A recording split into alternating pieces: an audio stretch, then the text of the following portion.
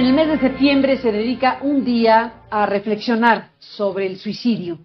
Es el 10, pero en realidad pues no hay fecha que valga para hablar de un tema muy importante en cualquier momento, en cualquier mes, en cualquier día. Estamos hablando del suicidio y de los datos y las informaciones que se han dado a conocer precisamente con motivo de ese día que ha pasado y que, bueno, nos obliga a detenernos precisamente sobre este fenómeno, suicidio, salud mental, todo lo que involucra precisamente este tema.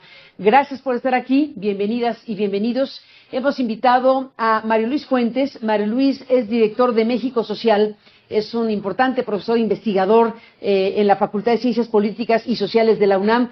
Ha estudiado, analizado el tema, ha publicado sobre el tema. Mario Luis, gracias por estar aquí en el programa. Gracias, Mario Luis. Y hemos invitado a Salvador Guerrero Chiprés, que es presidente del Consejo Ciudadano para la Seguridad y la Justicia en la Ciudad de México, un consejo que, bueno, si bien está en la capital de la República Mexicana, tiene un alcance también a nivel nacional y pues este es un tema. Salvador, gracias por estar aquí. Encantado de estar con usted, gracias. Gracias por estar en el programa. Y bueno, Mario Luis, efectivamente nos has compartido una serie de datos que te agradecemos mucho para la revisión global, los datos a nivel mundial, los datos a nivel regional, los datos a nivel México. ¿En dónde estamos parados con este tema del suicidio? Yo creo que en términos de mundo es uno, si no hay gran tema social.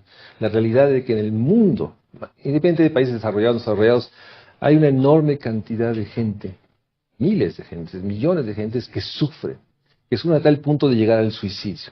Y las cifras que tenemos nos dan cuenta que ha crecido obviamente después del COVID, pero se ha sido más visible después del COVID, por lo que implica. Atrás del suicidio está sufrimiento, dolor, soledad, ansiedad, llamamos depresión y ansiedad. Entonces lo que nos damos cuenta es que México está inserto en el mundo, en donde aún países como Estados Unidos o Canadá, que podríamos decir, o Uruguay, no podríamos decir que son países con más desarrollo, viven 2 veces o 3 veces la tasa de suicidios de México. Entonces, hay algo atrás de esto, y déjame introducir el tema de las cifras. Obviamente la obsesión de las cifras del siglo XXI es real. Las cifras reportadas por INEGI, 8.273, que implica un incremento del 200%, son indicativas. Yo sospecho, como muchos, que hay muchos suicidios que no fueron registrados como tal en las actas de defunción. Esto es solo una dimensión, la magnitud, pero no nos explica el fenómeno. ¿Por qué? Un subregistro porque el dolor que implica porque se prefiere que no se registre que fue suicidio la familia misma busca que no se registre porque implica desde sentimiento de culpa hasta una sensación terrible de omisión. Entonces hay el estigma de tener un familiar suicida, hay el estigma de saber que uno no pudo. Entonces hay un subregistro que se construye, y es a nivel mundial, en el cual estas cifras nos dan cuenta de algo mucho más mayor, pero también nos da cuenta de que el estigma es: ¿qué tienes? Un problema de salud mental. ¿Qué tienes? Estoy triste. No estás triste, estás deprimido, estás solo. Y eso nos habla de uno de los temas que sabemos, que hay una crisis, una pandemia de salud mental, que tiene su expresión más dura en el mundo, que es el suicidio, en el cual pues realmente no tenemos ni cifras confiables, solo la magnitud de que está creciendo y que no hay realmente las estructuras para prevenirlo, evitarlo, y la cifra o el promedio de cada persona que comete el suicidio, se dice que hay entre 10 o 20 intentos que no logró. Esto nos habla de esta soledad, de esta enorme sensación que no nos damos cuenta del sufrimiento del otro. Y probablemente es parte del estigma y la culpa. Y hay cifras que no podemos matizar, pero lo que está atrás es sufrimiento, enorme dolor, con el tema que, según los datos, lo que sabemos es que el principal instrumento de muerte que usan es envenenamiento y ahorcamiento. Pensar en el ahorcamiento te habla de la enorme angustia y sobre todo soledad, porque el lugar donde se comete es la casa. El grupo que lo hace es entre 15 y 29 años principalmente. México es la 4ª causa de muerte, después de accidentes, obviamente, de violencia. Bueno, COVID, accidentes, violencia. La 4ª de suicidios. Jóvenes que desisten. Lugares, Yucatán, ¿sí? Un lugar que diríamos que tenía bajas tasas de violencia, un lugar donde tenemos la mayor incidencia de suicidios. No Guanajuato, no Zacatecas. Esto nos habla de complejidad y la enorme precaución que debemos tener en buscar causas lineales. Es mucho más complejo de lo que nos damos cuenta. Sin duda complejo. Salvador Guerrero Chiprés, estamos frente a un tema que ustedes como especialistas en el consejo que presides, este Consejo Ciudadano, pues tienen contacto con personas que buscan ayuda, personas que pueden solicitar algún tipo de asistencia, etcétera.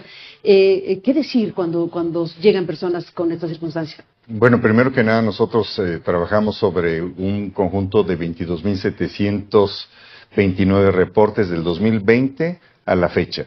Todos esos reportes, 22.729, todos ellos incluyen ideación, planeación y tentativa suicida. A eso se refiere, ese es el dato. ¿De qué año? Del 2020 a la fecha. De ese conjunto de datos, prácticamente el 27% tiene que ver específicamente con tentativas suicidas, personas que ya lo intentaron o están pensando en intentarlo. Entonces, lo que nosotros hacemos es dialogar con las personas. Tenemos un servicio 24/7 que supone la disposición para todo el público de todo el país de 117 psicólogas y psicólogos en 4 turnos, todos los días, incluidos sábado y domingo. Y ahí lo que planteamos es un tamizaje de riesgo inmediato, es decir, qué se puede hacer con una persona, cuál es la posibilidad de conversar con ella, mantener esa conversación y acudir a un expediente de auxilio inmediato. Hemos tenido una conversación de récord de 4 horas 40 minutos. Y digamos sesiones récords de atención, sean por Zoom, por WhatsApp, por teléfono o presenciales, 12 sesiones o las que quieran las personas. Y hablamos entonces de que el efecto de este modelo de atención ha contribuido a salvar prácticamente 6.130 vidas aproximadamente del 2020 a esta fecha. Hay que señalar que México efectivamente no es un país suicida en el conjunto de los países. Tiene menos de la tercera tasa por 100,000 de los suicidios que ocurren en Estados Unidos y una 20ª parte de los que ocurren en Lesoto, que es el país número 1 suicida. Y ciertamente Yucatán siempre está en el primero o segundo lugar, Chihuahua aparece alternativamente ahí, y la Ciudad de México, por ejemplo, aparece en el lugar número 29. Entonces, tenemos que entender si los datos que no son perfectos por necesidad, siempre hay un registro prácticamente en toda la incidencia, y del otro lado tenemos que, sobre todo, comprender nuestra posibilidad de acompañar a las personas para enfrentar esta situación. Y eso significa empatía, significa respeto, significa la posibilidad de establecer un puente de comunicación a pesar de que las personas de pronto interrumpan la propia comunicación. Después de que ya nos autorizaron a hablar con ellas por teléfono y el teléfono que les corresponde, pues tratamos de continuar esa conversación que se dirige precisamente al propósito de salvar vidas. Y ahí trabajamos con muchas otras instituciones, acabamos de firmar con las instituciones de salud a nivel federal, también local, con el Metro de la Ciudad de México, sí atendemos las personas en tentativa de suicida en el metro, y sí, ciertamente, estas que son alrededor del 2 o 3% de los reportes generales de suicidio que pueden ocurrir en el metro, como parte de quienes se arrojan ante un vehículo, transporte público o particular, también destacan ese mismo porcentaje. Por su significado más que por su número, quienes se arrojan al vacío, porque es mucho más visible que los suicidios, que son la enorme mayoría, que ocurren en espacios cerrados. Así que ahí está el Consejo Ciudadano también colaborando en esta tarea. Déjenme, María Luis, Salvador, hacer una pausa y regresamos. Y solo para agregar datos que CNN ha publicado en este mes de septiembre, precisamente con motivo de esta reflexión mundial, porque al final de cuentas es la invitación a una reflexión mundial de este tema. Más de 700,000 personas mueren por suicidio cada año, según la Organización Mundial de la Salud. En otras palabras, cada 40 segundos alguien en el mundo se quita la vida. Cada 40 segundos alguien en el mundo se quita la vida. Esta es una estadística aleccionadora, pues que nos lleva a reflexionar precisamente de la dimensión de lo que estamos hablando.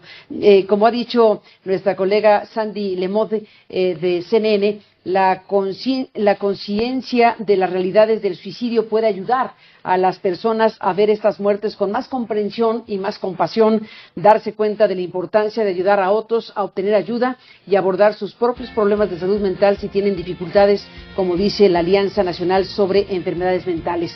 Hay mucha información al respecto, es un tema del cual se ha hablado ampliamente en este año y en este mes en particular, así que regresamos después de la pausa y seguiremos conversando con nuestros invitados. Volvemos.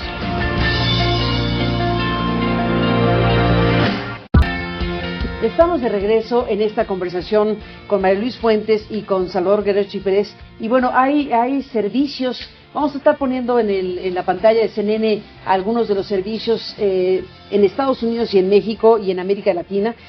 Por ejemplo, está el 988. El teléfono, la línea 988 de prevención del suicidio y crisis en Estados Unidos. Si usted nos está viendo en Estados Unidos, bueno, tiene ahí el dato de 988 que brinda apoyo gratuito y confidencial las 24 horas del día, los 7 días de la semana para personas que están pasando por momentos difíciles. Y se ofrecen recursos de prevención y de manejo de crisis para la persona que está en la circunstancia y los seres queridos que están rodeándolo. Así que están el 988, el Lifeline, que ofrece estos servicios gratuitos en español, las 24 horas del día, los 7 días de la semana. Y bueno, pues ahí está para tenerlo en el registro y como parte de lo que se hace. Están muchos servicios a nivel internacional, en España, en Estados Unidos, en América Latina. ¿Cómo conducir una circunstancia de esta naturaleza? ¿Cómo comprender lo que está ocurriendo para ayudar al final de cuentas? Yo creo que parte es el sentido de un programa como estos, hacerlo visible. Se pierden las enormes cifras de homicidios o desaparecidos. Necesitamos centrar lo que significa, qué nos dice esta realidad. En el caso de México, tú hablabas en el mundo, en el caso de México se dice, INEGI haciendo las transpolaciones, que cada hora tienes alrededor de 203 suicidios en promedio durante este programa. Salud. Y obviamente hay que sumar lo que viene Salvador, o sea, las personas que piensan en suicidarse por un motivo de estrés, de angustia, de dolor, y en ese sentido hay que hacerlo visible y generar esta empatía, o sea, que es una empatía al problema de salud mental. No tenemos la empatía, y hay un tema real, o sea, los servicios, buenos que son, la verdad es que tenemos un déficit de psiquiatras, de psicólogos, de trabajadoras sociales que trabajen en esto. Yo lo veo por la universidad misma. Jóvenes que en la facultad de psicología hablan al teléfono, ¿no? Pero el problema es de que develamos un problema de salud mental, depresión, ansiedad, que requiere tratamiento, que requiere largo plazo de acompañamiento, porque estos jóvenes, y eso es un tema que explorar, estamos hablando de entre 15 y 29 años, el principal grupo. Entre 15 y 29, lo has dicho varias veces. Ese es un grupo, el principal grupo de personas que se suicidan. Esto nos refleja falta de oportunidades, falta de pertenencia, falta de afectos, falta de un entorno. O sea, nuevamente, no es cualquier cosa que un país como el nuestro, con este nivel de desarrollo, tenga en este grupo la gran frustración de vida, la desesperanza como palabra, ¿no? Y en ese sentido creo que sí hay que dar cuenta de los factores que pueden atender a los que ya están en esa crisis, pero la complejidad de los factores que estructuran la ansiedad, la angustia, la tristeza y el suicidio. Y ahí tenemos las otras palabras: soledad, enorme desesperanza, pobreza, marginación, ¿no? Y una soledad, que eso nos hizo evidente el COVID. Estamos viviendo los efectos de la década que el COVID generó y no hemos logrado centrarlo. Por eso la importancia, primero, la pregunta es, ¿cómo podemos ayudar a hacer visible que tenemos un gran tema que va más allá de... Es una violencia de otra de magnitud, porque la violencia no solo es al ser mismo que comete el suicidio, la violencia sale todo el entorno, que no acompañó, que no estuvo, que no se dio cuenta. ¿Qué decís, Salvador? Bueno, en principio hay, como en muchas otras áreas de las ciencias sociales o las ciencias exactas, tres corrientes. Respecto al suicidio, hay quienes sostienen, y hay literatura que se ha discutido mucho sobre eso en Europa y en Estados Unidos, que insiste que hay personas que es imposible evitar que se suiciden porque nacen con una cierta tendencia definitiva. Hay otra corriente que se ubica en el otro extremo, que dice que todas son causas estructurales y que todo tiene que ver con el medio ambiente, y una que gravita oscilando entre ambas. Esas tres teorías y literaturas existen ahí. Con independencia de ello, los datos que nosotros tenemos en el Consejo Ciudadano nos indican, en principio, que hay ciertos detonadores del tema del suicidio y tres tipos de luto muy importantes. El primero es el que tiene que ver con la pérdida de una relación sexual o amorosa muy importante. El segundo, que tiene que ver con la pérdida del trabajo después de décadas de estar siendo identificado con él, como parte de él. Y el tercero, con el duelo, la ausencia material definitiva de una persona a la que uno apreciaba mucho y que formaba parte esencial de la propia vida. Estos tres detonadores pueden introducirse en un momento donde hay otros, sí, elementos estructurales, y durante la pandemia, cuando menos durante 5 de los 24 meses más álgidos de la misma, advertimos que se quintuplicó el número de reportes que tenían que ver con suicidio. Pero ahí había el tema del desempleo, pérdida de oportunidades, el confinamiento, la angustia agregada por el entorno y diversas circunstancias de todo tipo. Y otros elementos que están en los datos que tenemos nosotros y que también están en la literatura. En todos los casos, sí sostenemos en el Consejo, se puede asistir inclusive a las personas que eventualmente forman parte de ese primer grupo, que tiene una tendencia eventualmente muy temprana a depresión profunda. El 80% de la población mexicana, y sostengo de América Latina, va a tener una crisis profunda de depresión en la vida. Y sí es probable que algunas de las personas que tienen más tendencia a suicida tengan eso varias veces al mes. Así que estamos hablando de perfiles distintos y sí también de estructuras y de formas intermedias, matizadas, de caracterizar e interpretar los datos y la realidad. Pero en todos los casos decimos, no están solas, no están solos, nosotros les podemos ayudar. Ahí funciona permanentemente la atención especializada del Consejo. Déjenme, Salvador, María Ruiz, hacer una pausa y regresamos en esta conversación en la parte final. Estamos de regreso, estamos sumándonos a esta reflexión mundial sobre la prevención del suicidio, pues en este mes de septiembre y en estos momentos hablando con nuestros invitados sobre el tema. Volvemos. Bueno, estamos en la parte final. Gracias a los dos por estar en el programa. Y bueno, se nos acaba el tiempo, pero al final estamos frente a este, yo digo septiembre o cualquier mes, para reflexionar y, como dice el día establecido, para prevenir el suicidio. ¿Y cómo se logra esto? ¿Qué tipo de cosas se deben hacer desde la familia, desde la sociedad, desde el gobierno, desde las leyes? ¿Desde qué? ¿Desde dónde? Primero déjame tomar, porque lo dijo Salvador, lo dijo bien. Sí hay un detonante de esta ideación de suicidio, que es un dolor profundo, la falta del duelo. Falta del duelo.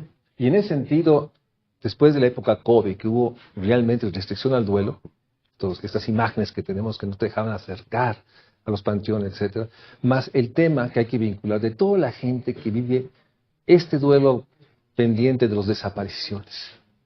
Obviamente es una gran población de las víctimas que está viviendo sin el duelo, que seguramente ante la desesperación de no saber la verdad, no justicia, la verdad, ¿dónde está? Obviamente es una población que debería, ahora dentro de los deberes, tener una acción inmediata de acompañamiento a las víctimas de las violencias, y eso está sido ajeno. Hablamos de la persona que está homicida del cadáver, pero no de los huérfanos, no de las viudas, no de los parientes, no del abuelo que perdió a su nieto.